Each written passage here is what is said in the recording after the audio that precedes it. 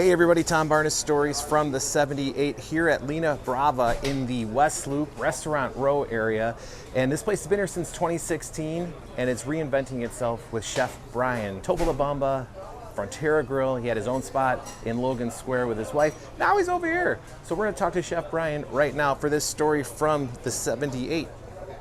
All right, so I made my way inside and I found Chef Brian. How you doing, sir? Hey, I'm great. Thanks for coming in today. Absolutely. So you've had a storied career and you've done a few things, and now you're at this new spot that isn't a new spot. It's been around since 2016, part of the OG Restaurant Row.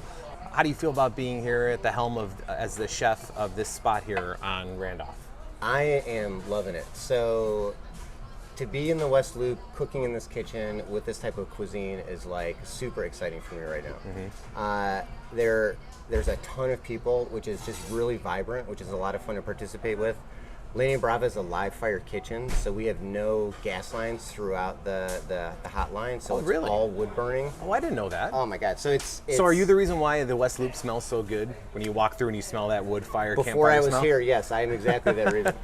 Yeah, no, it smells great. We've always got like those flavors kind of kicking out into the street, both with all of our fresh made tortillas and Cruz Blanca, but then also, and that we use in Leña Brava, but then also all of that wood fire as well.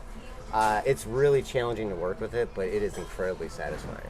When you say challenging, what do you mean exactly? Is it because of the nature of it? You can't just control an open fire, right? Yeah, that's exactly it. And if you want to boil something, it's like you got to be 2 hours ahead of that. You can't just turn your stove on and rock and roll.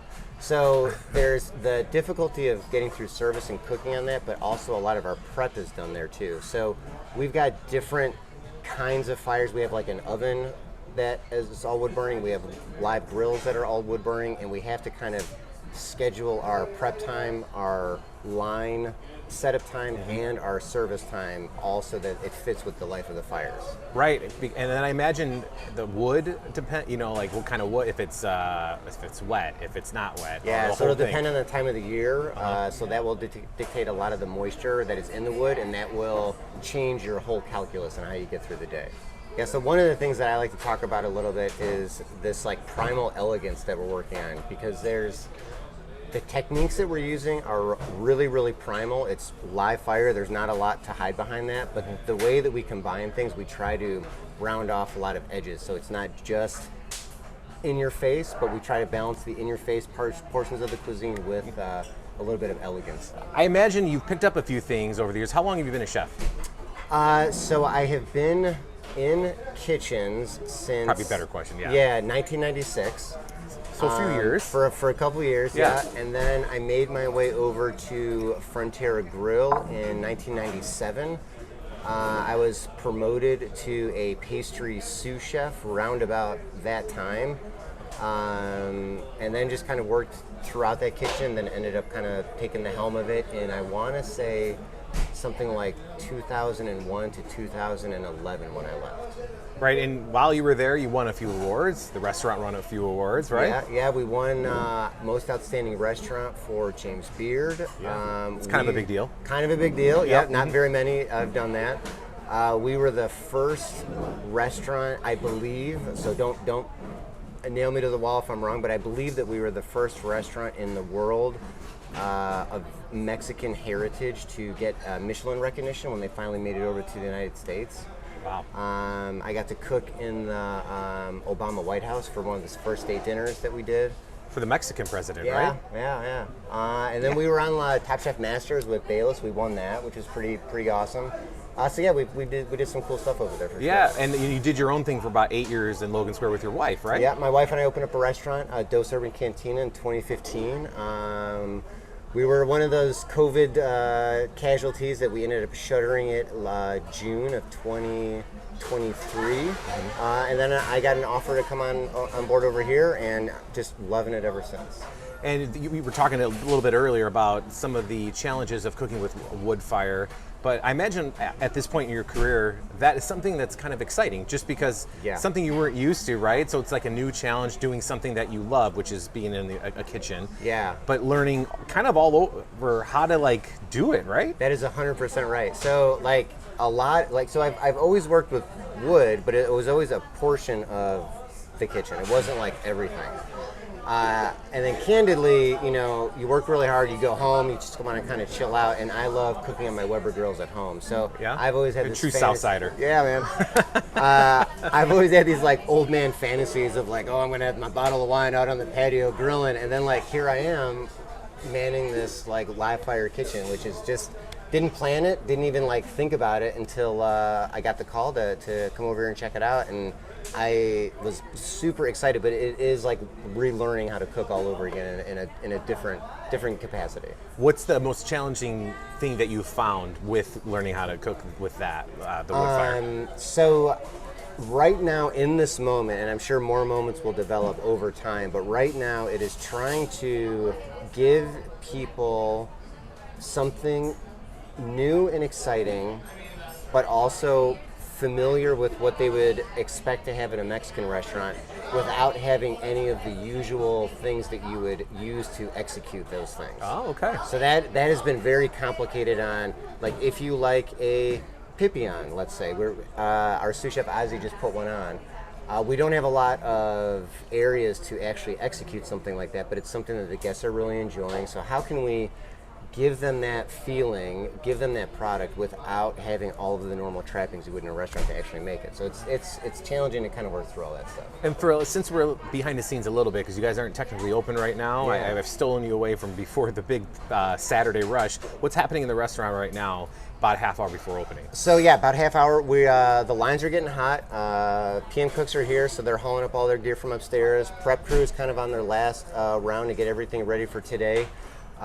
Cruise, our sister restaurant, goes all day long, so they're bumping with this beautiful weather that we're having. I know, so you can kind of feel that energy in the It's like air. July in April here in Chicago today.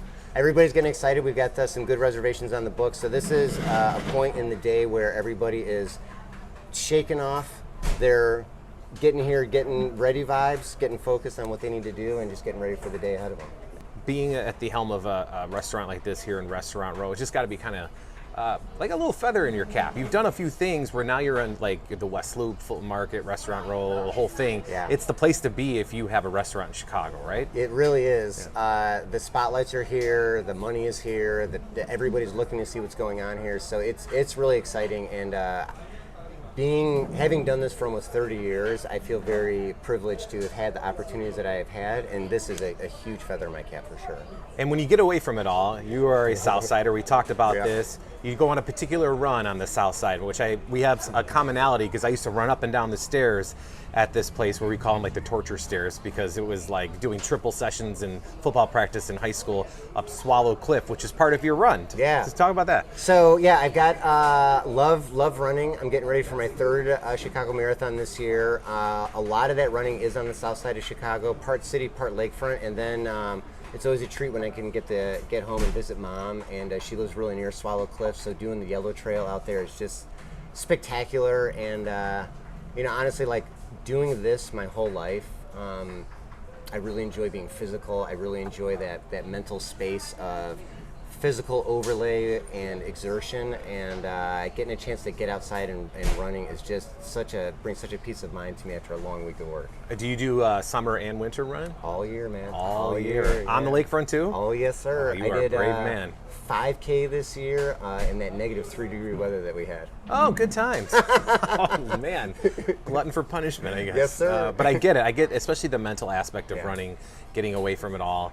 I do enjoy that. I do that on my bike more now than I do running, but I totally get that.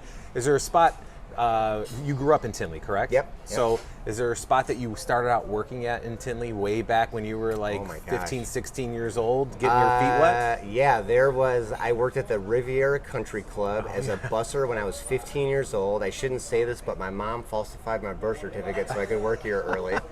I was a busser there, and then weirdly, it's like I was cleaning up tables one day and like running trash out, and there was something about like, I grew up in a very food-driven family. Like we always cooked together, we always cleaned together, we always celebrated, we always mourned over like a good meal, but not just the meal, it was more so the process of the meal.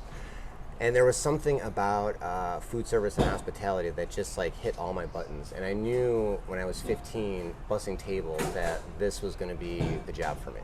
Awesome. Yeah. Thank you for sharing that story. I Yeah. appreciate it. And if people want to come by I'm guessing on a day like Saturday or Sunday, maybe reservations are probably encouraged. And Definitely encouraged. Yeah, we're we're a busy spot, but drop us a reservation. We're on Open Table and Resi also. Walk-ins are always welcome though, but midweek is great. Weekends are a little bit busy, but yeah, give us a call, swing on by, and check out what we're doing. Chef Brian, thanks a lot for taking time to chat with me, and much success to your new spot here. Right on. I appreciate you coming by. Thank you. Sure. All right, that's the story from the 78 here at Leña Brava. TomBarneyChicago@gmail.com. If you have a story from the 78 suggestion, head over to the website, storiesfromthe78.com. Come on out here and say hi to Chef Brian.